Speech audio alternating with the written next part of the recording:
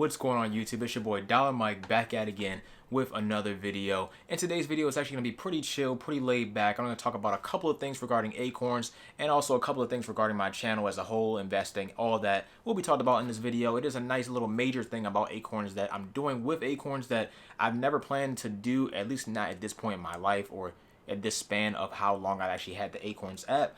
But I do want to mention that in this video as well as talk about other things. So let's actually just get into that. But first, I just wanted to say thank you guys very much for getting me to 3,500 subscribers on YouTube as of basically today making this video. That's pretty amazing. I know I got a huge following from that tweet I made. Make sure you guys go follow me on Twitter because sometimes things get a little rowdy on Twitter. You try not to argue with anybody. I was just simply trying to help everybody. I wasn't saying anything in particular that should have ticked anybody the wrong way, but of course people are always going to take things the wrong way. It's Twitter, it's social media, it's the internet. It is what it is. Either way, for all the people that subscribe from that tweet, thank you very much. And for all my current subscribers as well, thank you very much for staying currently subscribed, liking the videos, and doing everything you can do to make me grow. Thank you very much. Either way, that's all I wanted to say. Let's actually get into the video. Let's talk about Acorns, a big move that I'm doing with Acorns, as well as some other things going on with the channel as far as new videos coming soon. So let's actually get started. Let's go.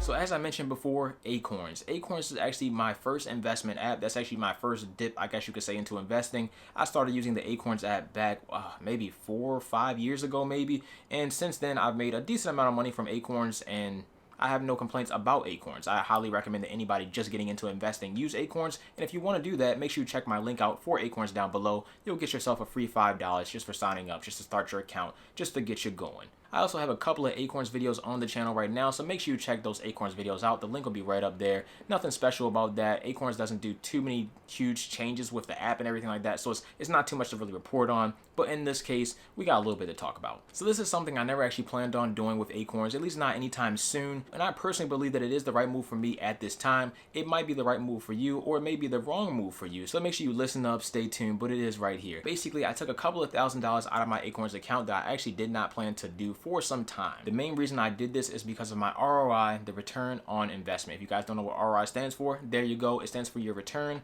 on investment. So basically with Acorns last year, I made roughly a 20% return on my money by just investing my money in the stock market and letting it grow from basically January of last year to December of last year. So January of 2020 to December of 2020, I made about a 20% return on my money, which is way above average. Normally on average, the S&P 500 may get you a 5 to 7% return on your money of everything that you might have invested. But as you can see from my Acorns portfolio over the past year, I've got about a 20% return on my investment, which I think is tremendous. It's really good. My Acorns portfolio is set to moderately aggressive if you're interested in using that portfolio. I think it's a great portfolio. I think it's probably one of the best ones if you're my age. I'm personally 24 years old right now, so if you want to sign up and get Acorns and put it on moderately aggressive, I think it's just one of the best portfolios that Acorns has to offer. If you're a little bit older, then I would go with something a little bit more conservative. And if you're younger than me, then definitely go with that aggressive portfolio or the moderately aggressive portfolio. Either way, why did I actually withdraw some money from Acorns if I'm getting such a solid return on the money year over year, or at least last year in general?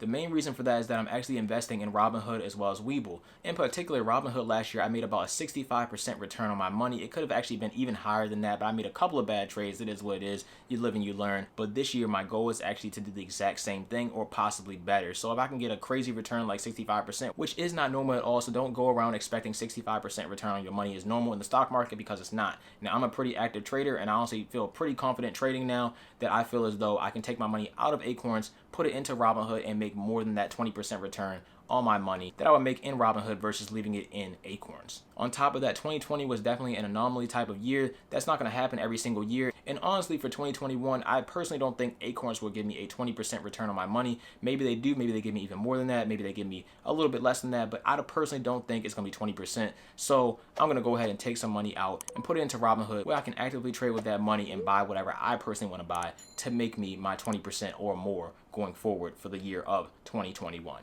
But overall, that is basically the case for Acorns. I'm moving some money from Acorns to my Robinhood so I can trade with that money in my Robinhood to possibly make me even more money than Acorns would possibly make me in 2021. It's simple as that. And overall, if I make a lot of money from Robinhood, then I'll probably put whatever I made from Robinhood back into Acorns and just let that simply grow like I normally would. And on top of that, Acorns will still do my recurring investments and my roundups all throughout this entire year. So it's not like I stopped investing in Acorns. Like I mentioned before, if you're just a beginner investor, I 100% recommend you use Acorns on top of using Robinhood, and then kind of go from there. Next up, I just want to talk about a couple of quick channel updates. I didn't plan on making this video today, as you guys may know. We go back and forth on trying to get these videos out. I can't be home all day to make these videos. I wish I could, because if I could, trust me, you probably get a video from me almost every single day. Maybe not the weekends, but almost every single day of the week, you would probably have a new video from me. But that can't happen right now. Maybe in the future. Make sure you hit a like on this video, and we can make that possibly possible. Either way, I received a comment from Hassan Bazi, and he basically asked, if you're a beginner investor and you have about $1,000 to invest,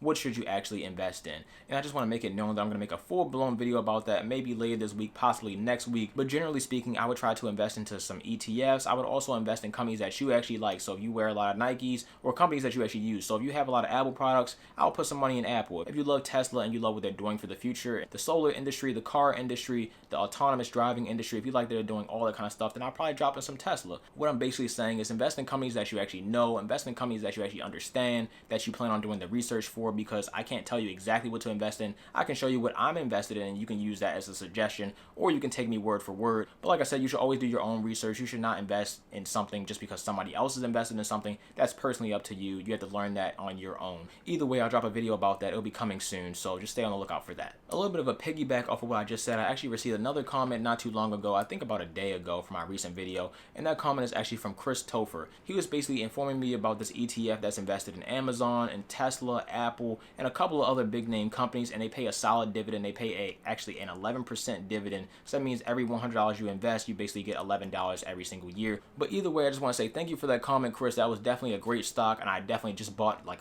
11 shares, I believe, today, and I do plan on buying some more. They pay a solid dividend, and honestly, you guys, I can't really say, because I'm not a financial advisor, so I can't say, go invest in this stock, but I think you should go invest in the stock that Chris recommended, QYLD. I believe that's the ticker. If it's not, then I'll put something on screen, but I believe QYLD is the ticker. Either way, that had me thinking about what I just said before, how you should invest in companies you know and companies you like, all that kind of stuff. I was thinking about my dividend video yesterday, and in my dividend video, I was talking about Philip Morris. I said they pay a pretty solid dividend. I believe Philip Morris dividend is 5.71%. I should not know that off the top of my head. Clearly, I have some issues, but I do. I think it's 5.71%. Correct me if I'm wrong.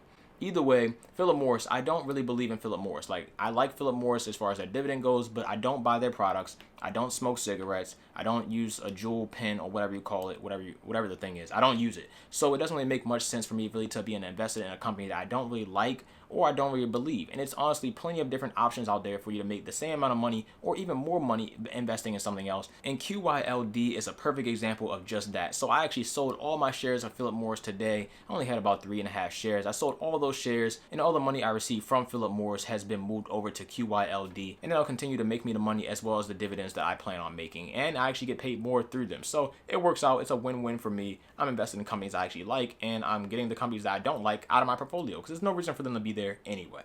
I also plan to make like a solid budgeting video, so stay tuned for that. I'm trying to figure out how I really want to structure it. And obviously, guys, if you have any questions about videos that you want me to make or anything like that, just drop them down below in the comment section. And also make sure you hit a like on this video, because that'd be really appreciated. And that's the fastest way to help me grow. And it's also probably the easiest way to get daily videos from me, because if I can make more money from YouTube, then I can quit my regular job and do YouTube full time, and then basically you'll just get me all the time. You'll have me every day of the week, basically. I gotta give the people the content they deserve. Either way, I do plan on making a budgeting video, so if you're interested in something like that, stay tuned for that. I'm trying to figure out how I want to structure it and everything like that. I just want to be really good and not just mediocre or just average. It's just, I want to be really good, so I don't want to release it until it's really good. There are tons of other videos coming soon that I didn't even talk about in this video, such as your Roth IRA account, such as a new car financing type of video that it seems like you guys are probably kind of interested in.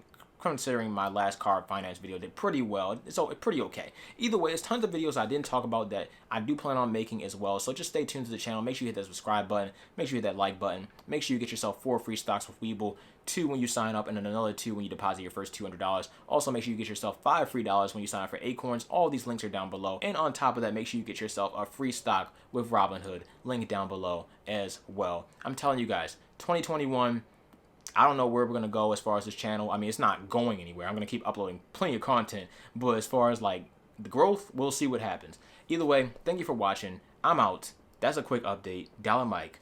Peace.